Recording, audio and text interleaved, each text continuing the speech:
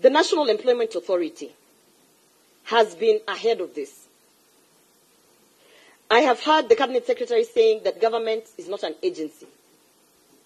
I have heard him saying that government is not in charge of, recruiting or giving people jobs. Then my question is, what is the role of the National Employment Authority? And if we can be given the role of the National Employment Authority in relation to this recruitment drive.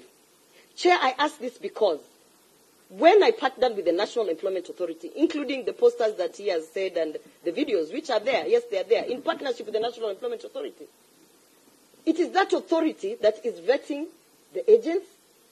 It is that authority that is also vetting what you have heard him saying, the job orders. It is that authority that will be able to tell you that government has a bilateral agreement or does not have a bilateral agreement with certain countries. Chair, this weekend, and maybe I'm wrong, the Cabinet Secretary is here, he can now correct that. Those 60 people who have traveled out of this country have gone to Iraq.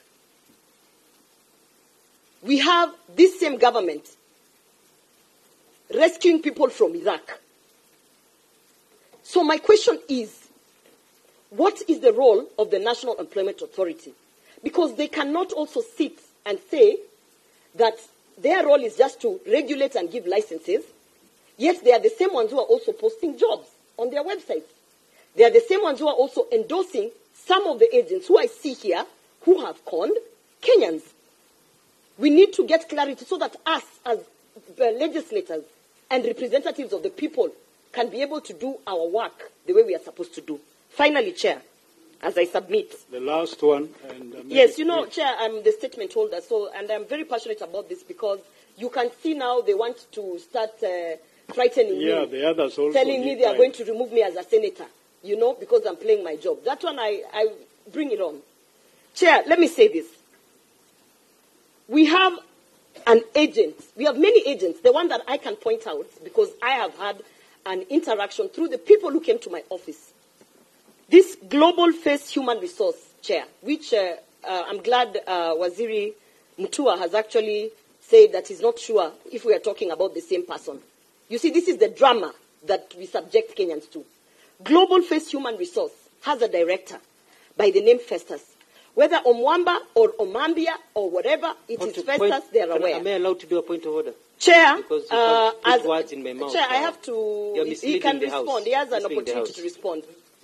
Yeah. Hold a minute. Let her finish. Yeah. She's just about to finish. Chair, can you tell the truth, because this is a house of records? Yeah. Tell the truth. You don't have to lie to the gallery just because there are cameras. I will be held accountable for every word. And Chair, you have seen me sitting here and listening to including the false claims that the Cabinet Secretary has brought to distract this committee. So he should also allow me to speak so that he can clarify. The same way I'm going to clarify to the people of Kenya that I am not involved in any. I have no business in this country, Chair.